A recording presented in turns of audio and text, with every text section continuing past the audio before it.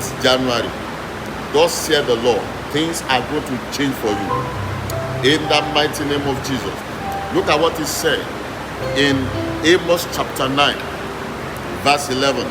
In that day, I will restore David's fallen tent.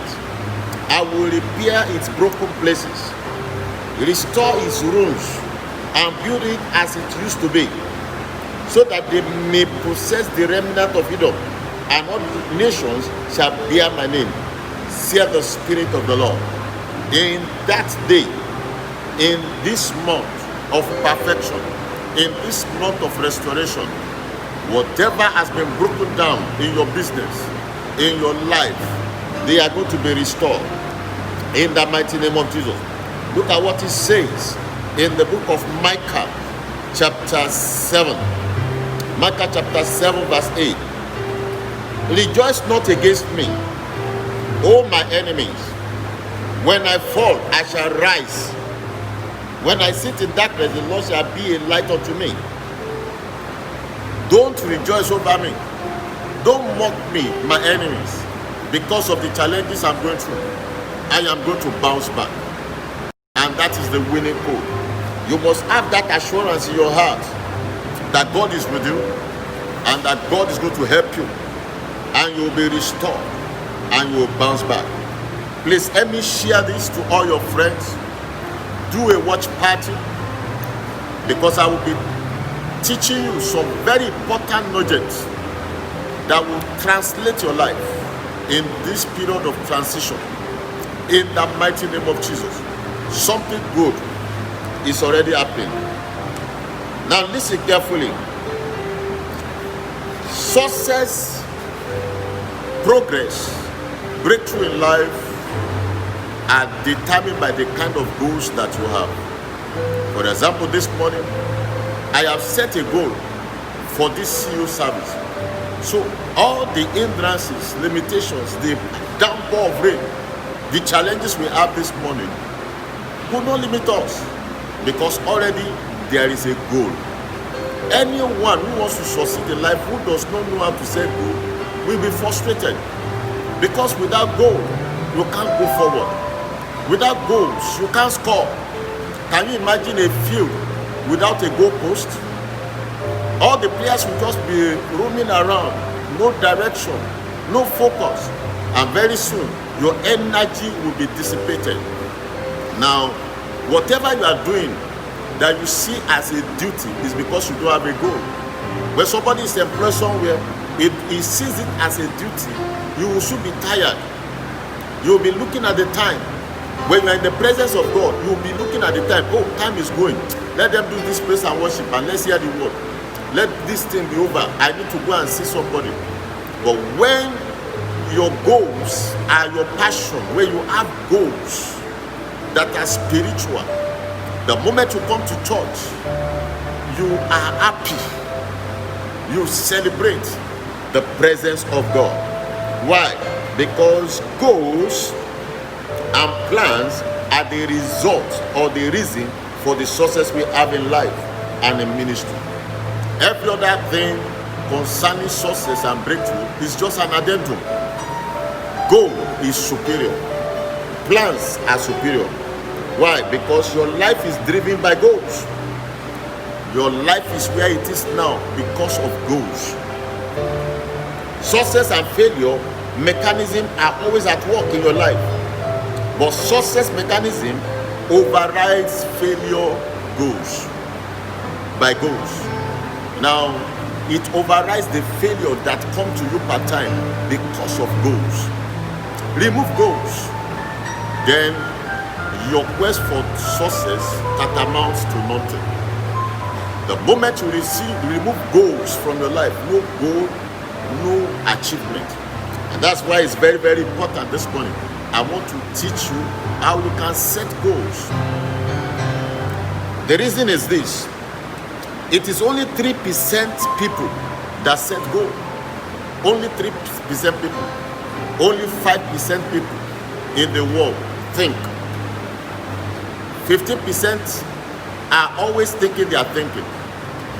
80% of people in this world don't think, they don't plan, And that is why there are only few achievers.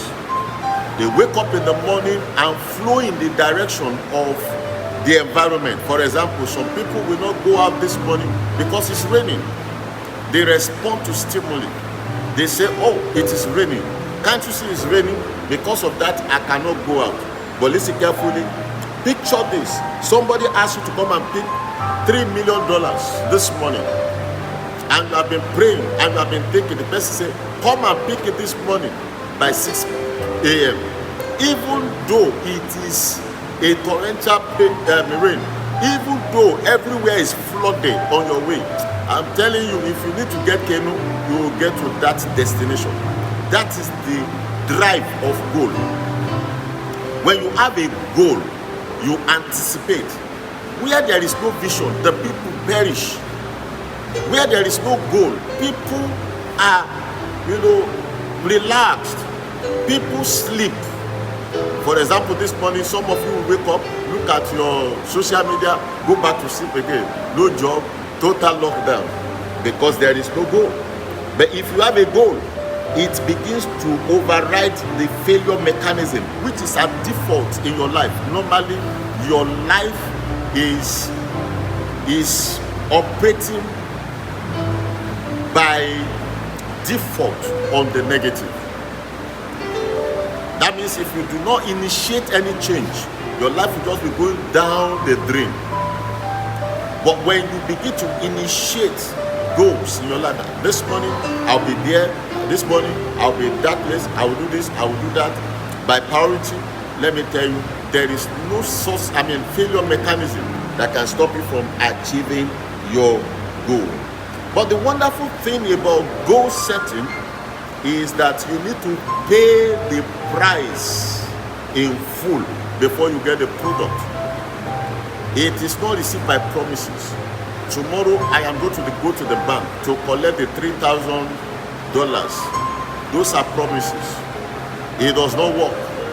It has to be a must before it can work for you. You have to see beyond it before it can profit you. You have to pay the sacrifice before things begin to happen to you. Now, this is what makes commitment different from interest. The difference between commitment and interest is sacrifice. Everybody is interested in succeeding. Everybody is interested in making it in life. People talk about it. People confess, oh, I'm going to be great in life. I am above and not beneath. Why are those things not happening in their lives? They have interest with no commitment. Commitment is sacrifice. Commitment is a decision. Commitment is giving it what it takes. Commitment is tenacity. Commitment is veracity. Commitment is saying, I have burned the bridge behind me. There is no going back to failure.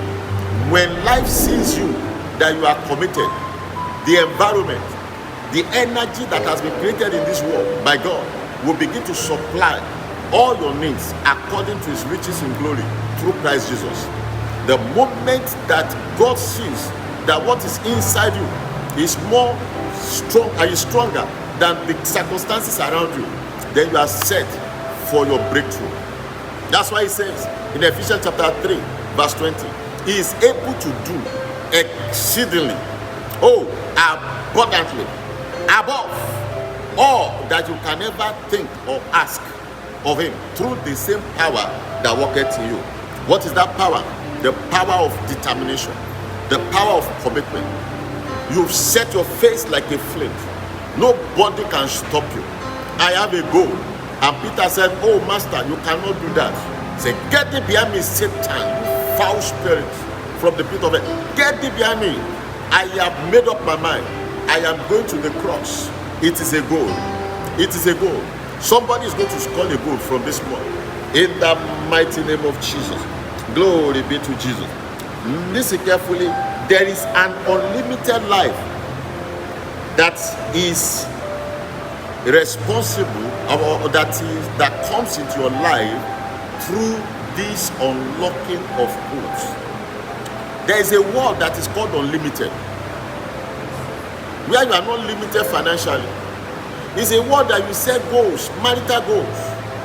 All that people set goals for is marriage. The day of wedding, they set goals, how many cows they will kill. They don't set goals concerning their marital life. So when they enter it, it is filled with crisis because it has not been established. I told you, success in life is prepaid.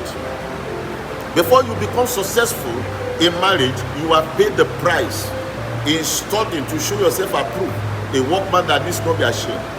You have been able to plan your life. What if this happened? What will I do? What if this happened? What will I do? A wise man foreseeth evil and hideth himself. And then you make up your mind. Divorce is not an option. And then you say in your mind, in your heart, looking for alternative is not an option. So what do? We are in this. I am planning this. I have planned this. Not how many cows you kill. Not how many people attend your wedding. The wedding between Diana and Prince Charles was the most attended wedding in the whole world. It broke the record. Everywhere, television, they were showing it live. They were showing it live. But the wedding crashed.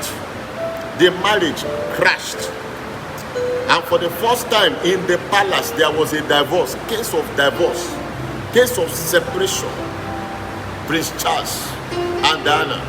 It shows that the preparation that they should have been making was to have a successful marital life, not the successful wedding. The wedding is just one day. Marriage is a lifetime. So also your business. How do I have a powerful business?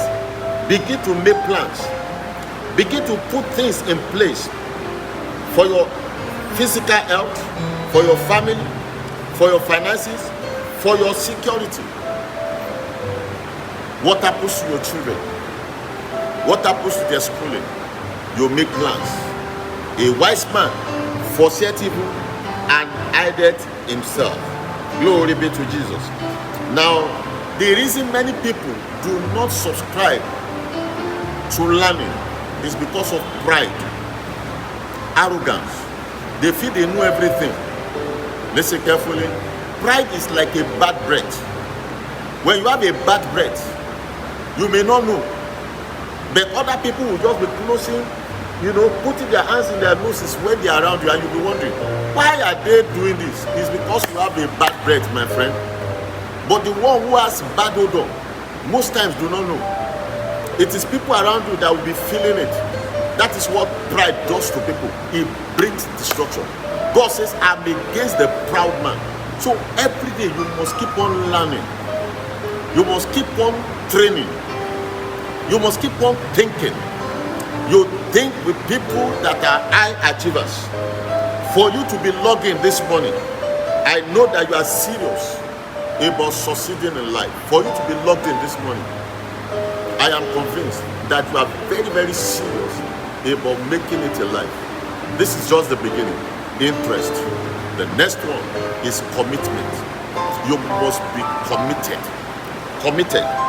to making it in life.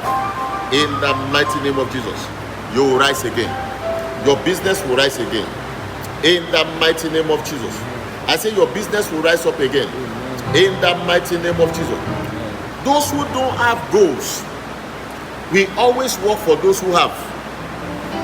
I repeat, when you don't have goals, somebody who has a goal will tell you, let's go to Ibadan. Let's go to Ijebu. I have a party there. What's your plan this weekend? I don't have plan. Let's go now if you don't have plan. That will never be my own portion. I reject it in the name of Jesus. If you do not have goals, you will work for those who have goals. You will serve them. You will be a slave under them because you have no goals. What was it that protected Joseph in Egypt? He had goal. He didn't just recognize a problem. It does not take much for anybody to recognize a problem. It's so easy to be able to recognize a problem. That's why many people, they run away from problems. They know there is a problem in this marriage. They know there is a problem in this business. They know there is a problem, but they don't know how to fix it. And this is where masters come to play. Masters do not just recognize a problem. Joseph said, cows don't eat meat. How can cows be swallowing other cows? They don't eat themselves. God is trying to say something, Pharaoh. And this is what God is saying. Okay, after that one come, this is the solution. If I were you, sir, I would get somebody to be in charge. And the next 7 years, you will begin to accumulate food. You put them in a barn for the next 7 years. And then after that one, you will open your barn and begin to sell. Solution. He made the logistics, he made the additions, submitted it to Pharaoh. He said Pharaoh should find somebody to do it. Pharaoh said, even reading what you have written is giving me a headache. No man can do this except you. He said, but I'm a prisoner. It does not matter. Give him a new cloth. But I'm a prisoner. It does not matter. Nobody will listen to me. Give him the ring of authority, so that anything he says in this land will be respected. Oh my God. He didn't just have position. He had authority. And then some of his parliament members say, this man is a foreigner. How can he become the prime minister? It's okay. By marriage, he becomes a native of this land. By marriage, he became an Egyptian. By marriage. So he said, give him my daughter. Let him marry my daughter. And that was Joseph. Immediately, he became a citizen of Egypt. Joseph was the first person who operated dual citizenship. He was an Egyptian and also an Israelite. But Joseph warned everybody, his children. He said, make sure you carry my bones from this place, because God has promised. He knew he was just an ambassador. He had an understanding that this world is not his own. He was always heavily conscious, and he was spiritual in his dealings with God. Now there are 12 steps that I will quickly mention with you now and help you to be able to see. Hallelujah. Glory be to Jesus. The first step is to make a decision. The reason you have not been able to set goals is because you have not actually made a decision. You have been making an interest. A decision is a commitment. The moment you say, oh, this is what I'm going to do, then all the forces in your being, in your life, will begin to cooperate with you. This is what he is going to do. All my children, they know this. None of them will come up and say, the CEO cannot happen because of so this money. They know it. So they, on their own, began to think of a way out of the predicament that we found ourselves this morning. It was a serious crisis. They began to think. They will always think. I'm surrounded by thinkers. A non-thinker will continue to stink. If you are a non-thinker, you will stink in life. You will be smelling. And when you are smelling, you will not know you are smelling. But people around you, it's terrible that when you are smelling, you will not know, because you are used to the smell. It is people that will see that you are smelling. You will not smell in life. In the name of Jesus. So you determine what? Your income. Determine your family goals. What kind of lifestyle do you want to create your family, for yourself and your children? You determine your health goal. Health goal. Do you want to be living on drugs? Paracetamol, 2 in the morning, 2 in the afternoon, 2 in the evening? Are you going to live all your life depending on the chemist? Set a goal. Then set your net worth. Net worth is how much do you want to save and accumulate in the course of your working lifetime. You want to relax when you grow old. The Bible says a foolish man spendeth it all. A foolish man will never have savings. A foolish man will always come back and say it's not enough. Nothing is ever enough in the hand of a man or a woman that cannot think. Otiton, it has finished. he spendeth it all. It's a serious weakness. And you see, most of you, all you do is give money to people. Every time, say, I want to help people. And then you put yourself vulnerable. I want to help people. You only help people out of your residual. Does that make any sense to you? Number 2, write down your decision. The Bible says, write down the vision. Habakkuk chapter 2. Make it plain. Write down your decision. Your goals must be in writing. It must be clear. It must be specific. What you have not written down is not authentic. Writing your decision makes it legal. You don't say in court, I discuss with somebody verbally. I discuss with the man verbally.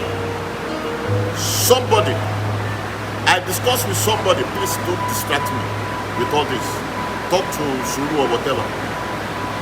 Hallelujah. Listen carefully. Write it down. Then make it plain so that he that read it may run. Make it detailed. And you see, like I have said before, only 3% of adults have written goals in their life. 3%. Yay! Oh God.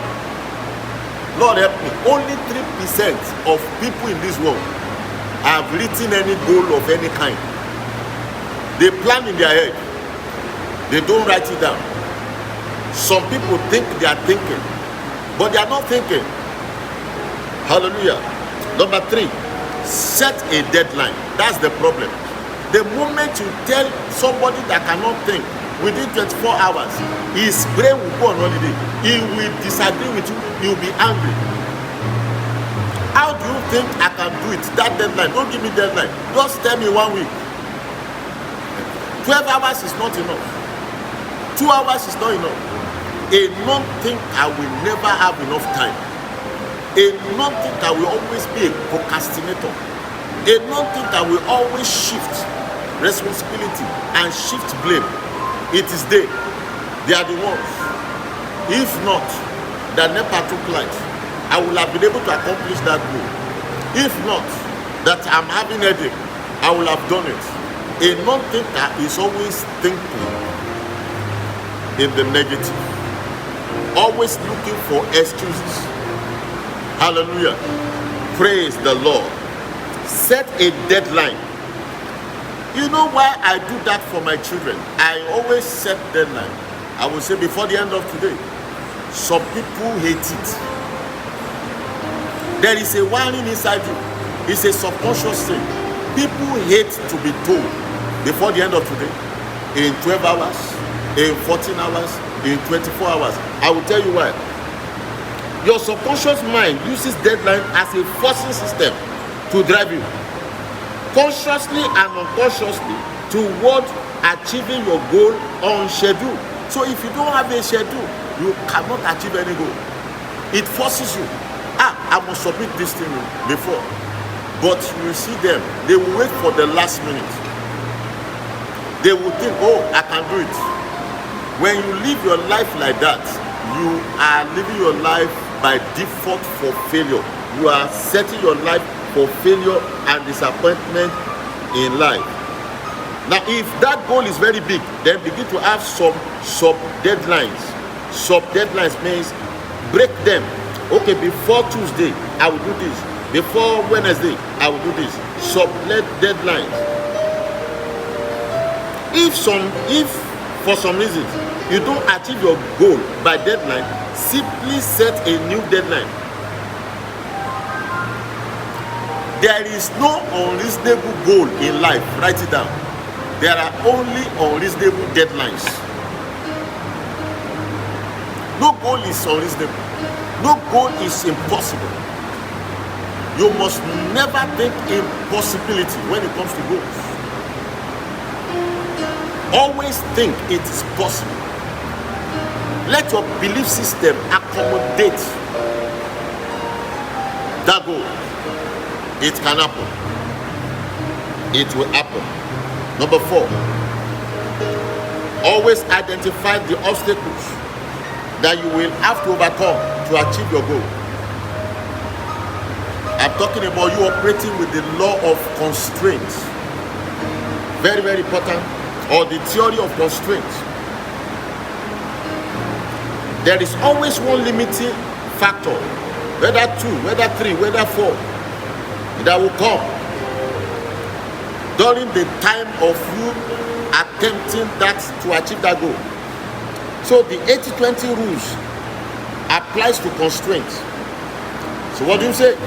Fully 80% of the reason that are holding you back from achieving your goal are inside yourself. 80%. All this NEPA life, all this no data, all this I don't have money, they are inside problem. It's called Pareto principle. I will explain to you. The law of constraints or theory of constraints says, I have many things hindering me. I have many challenges. But those challenges that are holding you back, 80% of them are your responsibility. They are your lack of skills. They are the lack of information about the things you want to achieve. They are there to set you back. And you must set yourself free. Emancipate yourself from that slavery. Make sure that nothing limits you. For example, I call on you and say, come and do this, and you begin to give excuses. Life does not prepare you for the examination. Accidents in life don't prepare you.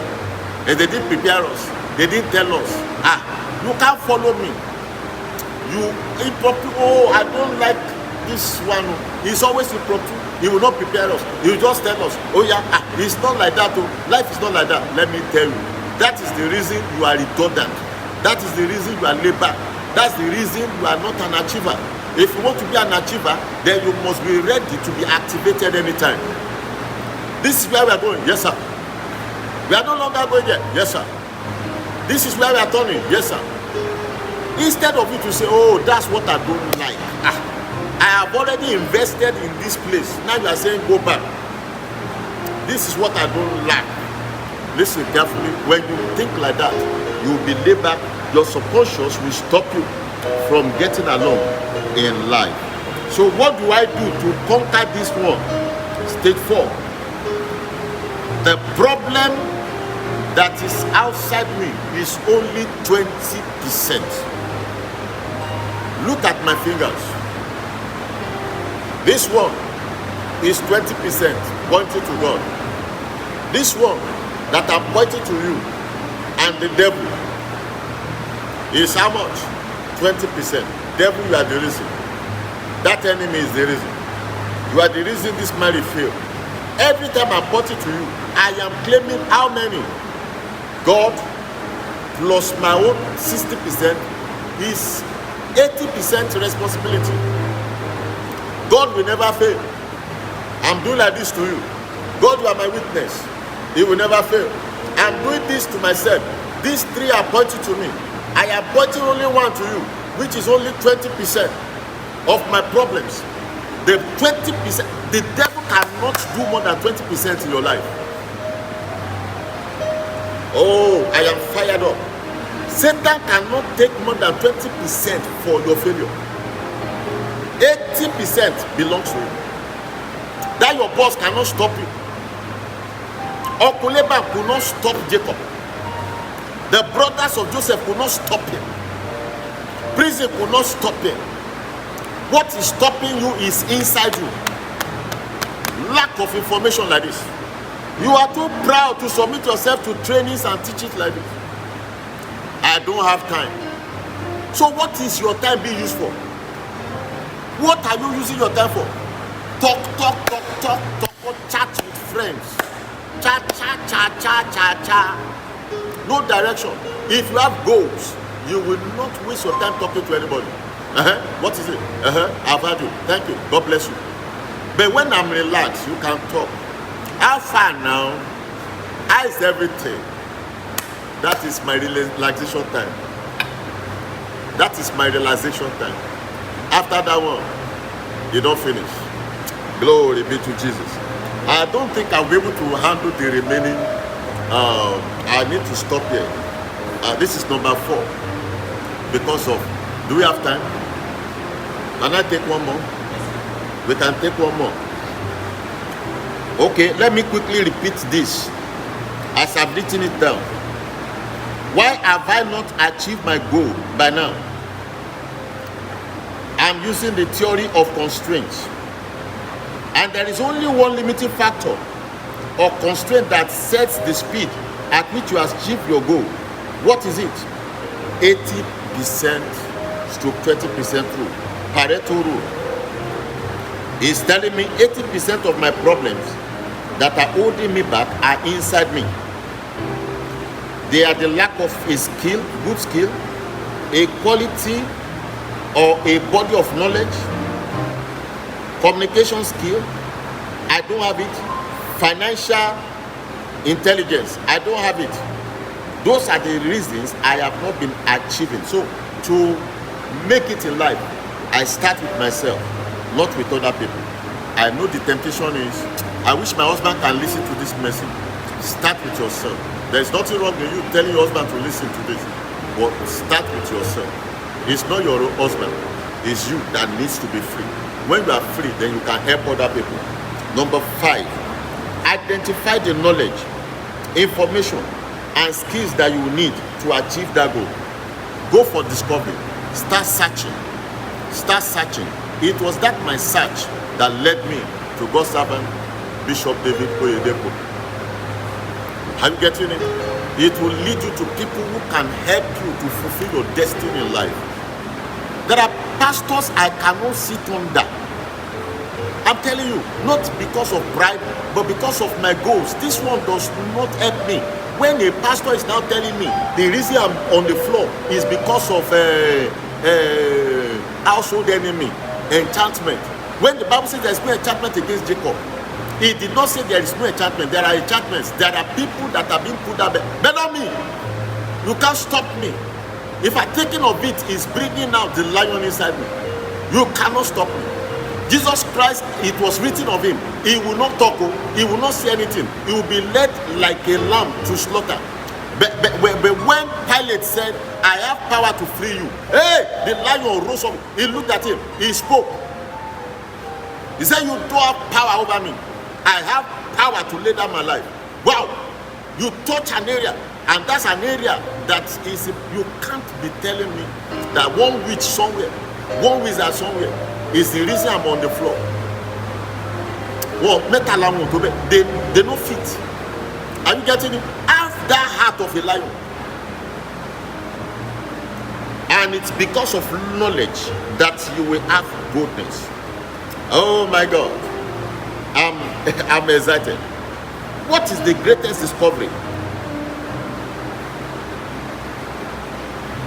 that I have made?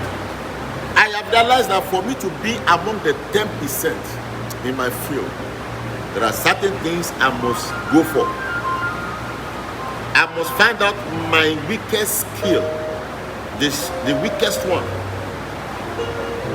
that is affecting my income, that is affecting my breakthrough, that is affecting my sources, and then begin to work on that weakness. But my priority is to work more on my strength than my weakness.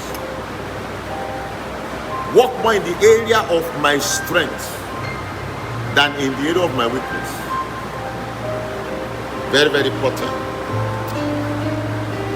And I ask myself this key question every day. What one skill that if I learn, if I develop, will guarantee me success? What one key is holding me back? What one skill that is how to break the code, that if I develop it consistently in an excellent fashion, will help me to do more than I'm doing now? And then I write it down. And I make a plan to work on it day and night. Day and night is very, very important for your success. Joshua chapter 1, verse 8. Day and night. Very, very important. Now, very quickly, I would like to welcome the New Testament Levites as they give us the hymn. Hallelujah. Glory be to Jesus.